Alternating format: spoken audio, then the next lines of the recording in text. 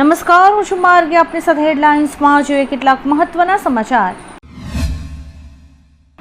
મધ્યપ્રદેશના ખેડૂતોએ સરકાર દ્વારા મળેલા આશ્વાસન બાદ પોતાનું આંદોલન સમાપ્ત કરી દીધું છે. સરકારે ખેડૂતોને પહેલા કરતાં વધુ મગ ખરીદવાની ખાતરી આપી છે. ઈ ટોકન વ્યવસ્થાને તાત્કાલિક અસરથી નાબૂદ કરાઈ છે.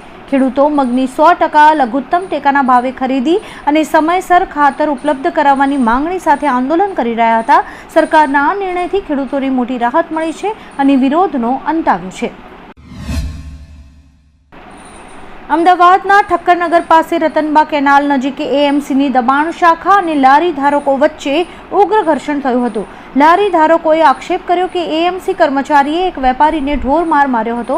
આ ઘટનાથી ગુસ્સે ભરાયેલા લારી ધારકોએ રસ્તા પર શાકભાજી ફેંકીને તંત્ર સામે ભારે વિરોધ દર્શાવ્યો હતો અને નારાબાજી કરી હતી.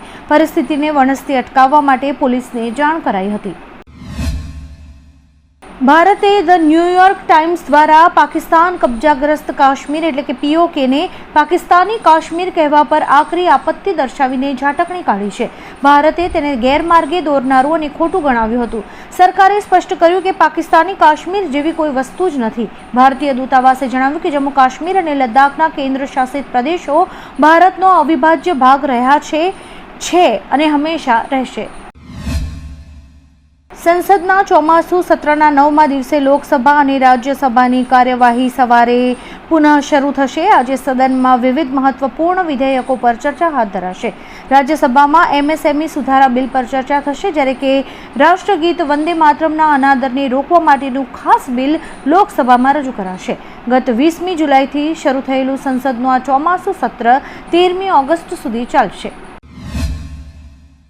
ગુજરાતની માંજલપુર વિધાનસભા બેઠક સાથે જ બિહારની બાંકીપુર અને મધ્યપ્રદેશની દતિયા બેઠક પર પેટા ચૂંટણી માટે સવારે 7 વાગ્યાથી મતદાન શરૂ થઈ ગયું છે.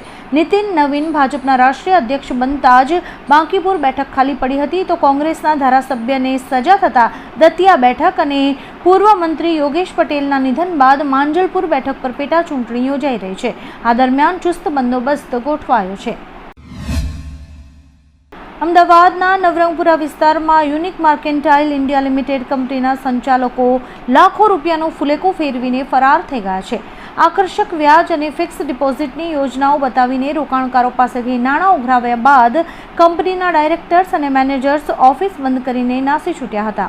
પોલીસે કંપનીના ડાયરેક્ટર્સ અને સંચાલકો સામે ગુનો નોંધીને વધુ તપાસ હાથ ધરી છે. કોમનવેલ્થ ગેમ્સમાં ભારતીય પેરા એથ્લેટોએ શાનદાર પ્રદર્શન કરીને ઇતિહાસ રચ્યો છે. પુરુષોની 100 મીટર T47 ફાઇનલ રેસમાં ભારતે ગોલ્ડ અને સિલ્વર બંને મેડલ જીત્યા હતા, જેમાં દિલીપ ગાવિતે ગોલ્ડ મેડલ તેમજ મોહમ્મદ બાસિલે સિલ્વર મેડલ પોતાને નામ કર્યો હતો. આ ઉપરાંત પુરુષોની લોંગ જમ્પ સ્પર્ધામાં ભારતના મુરલી શ્રી શંકરે પણ શાનદાર પ્રદર્શન કરીને સિલ્વર મેડલ મેળવ્યો છે. સુરત ડિસ્ટ્રિક્ટ કોર્ટને 5000 કિલો આરડીએક્સથી ઉડાવી દેવાની ધમકી આપનાર મુખ્ય આરોપીને સાયબર ક્રાઇમ પોલીસે ઝડપી લીધો છે. મૂળ બિહારનો અને સુરતમાં રહેતો નવપાસ રત્ન કલાકાર યુટ્યુબ પર વિડીયો જોઈને એઆઈ દ્વારા મેલ કરતા શીખ્યો હતો. તેણે માત્ર સુરત કોર્ટ જ નહીં પરંતુ દેશની સુપ્રીમ કોર્ટને પણ ધમકી આપવા માટે ઈમેલ ડ્રાફ્ટ તૈયાર રાખ્યો હતો. પોલીસે તેની ધરપકડ કરીને વધુ કાર્યવાહી શરૂ કરી છે. સુરતમાં જુલાઈ 30 અને 31ના રોજ પવન સાથે ભારે વરસાદની આગાહીને પગલે પાલિકા તંત્ર એલર્ટ બન્યું છે. સંભવિત નુકસાનને અટકાવવા માટે open game zone, marriage hall અને પાર્ટી પ્લોટ બંધ રાખવાનો આદેશ કરાયો છે. અધિકારીઓને 24 કલાક એલર્ટ મોડ પર રહેવા, જોખમી હોર્ડિંગ્સ, સાઇન બોર્ડ્સ હટાવવા તેમજ જર્જરિત મકાનોની ચકાસણી કરીને લોકોને સલામત સ્થળે ખસેડવા માટે સૂચના અપાઈ છે. આઈપીએલની બ્રાન્ડ અને બિઝનેસ વેલ્યુ વધીને 2 લાખ કરોડ સુધી પહોંચી ગઈ છે. અમેરિકી બેંક હુલિહાન લોકીના 2026ના રિપોર્ટ મુજબ લીગની વેલ્યુમાં 11.4% વાર્ષિક વધારો નોંધાયો છે. રોયલ ચેલેન્જર્સ બેંગલુરુ 3000 કરોડની બ્રાન્ડ વેલ્યુ સાથે આઈપીએલની સૌથી કિંમતી ટીમ બની ગઈ છે. વર્ષ 2008થી શરૂ થયેલી આ લીગ પોતાના મજબૂત કોમર્શિયલ મોડેલ દ્વારા વિશ્વની સૌથી મોટી T20 ટુર્નામેન્ટ બની રહી છે. ગુજરાતમાં એક સાથે 4 વરસાદી સિસ્ટમ સક્રિય થતાં 30મી જુલાઈથી વરસાદનું જોર વધશે. હવામાન વિભાગે આગામી 6 દિવસ સુધી રાજ્યમાં ભારેથી અતિભારે વરસાદની આગાહી કરી છે. 30મી જુલાઈએ સુરત સહિત 7 જિલ્લામાં ઓરેન્જ એલર્ટ જાહેર કરાયું છે, જ્યારે કે 31મી જુલાઈએ અમદાવાદ, વડોદરા અને સુરત સહિત 8 જિલ્લાઓમાં અત્યંત ભારે વરસાદનું રેડ એલર્ટ અપાયું છે. તંત્ર એલર્ટ મોડ પર મુકાઈ ગયું છે.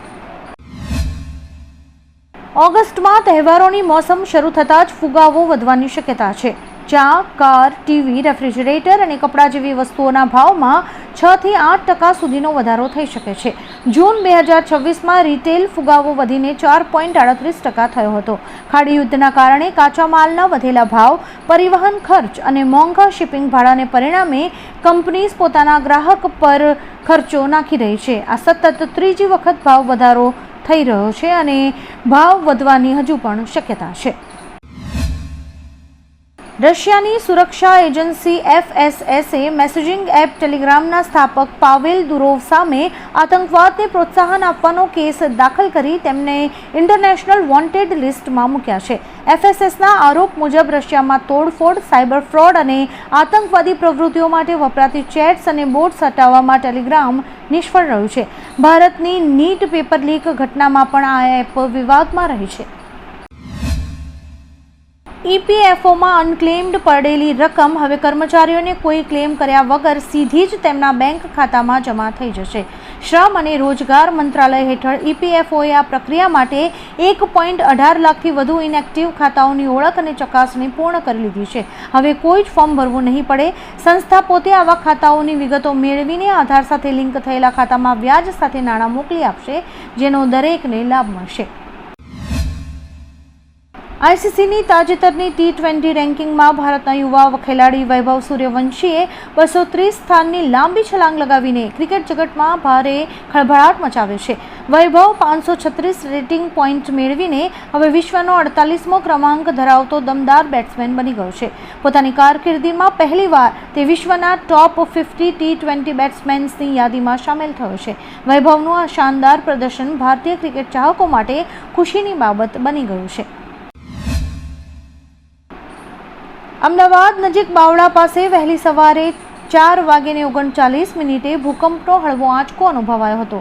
સિસ્મોલોજીકલ રિસર્ચ સેન્ટરના જણાવ્યા મુજબ રિક્ટર સ્કેલ પર તેની તીવ્રતા 2.6 નોંધાઈ હતી. ભૂકંપનું કેન્દ્રબિંદુ અમદાવાદથી 29 કિલોમીટર દૂર અને જમીનમાં 20 કિલોમીટરની ઊંડાઈએ હતું.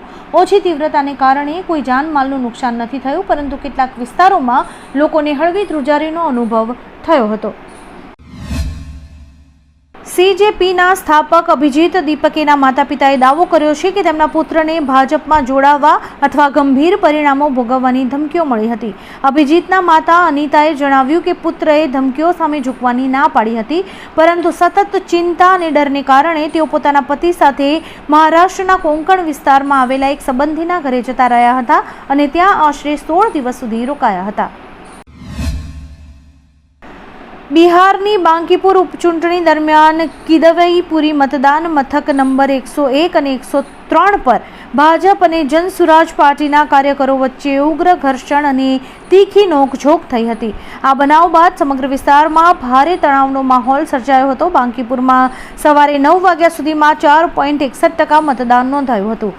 આ બેઠક પર મુખ્ય મુકાબલો RJD, ભાજપ અને જનસુરાજ પાર્ટી વચ્ચે ખેલાઈ રહ્યો છે.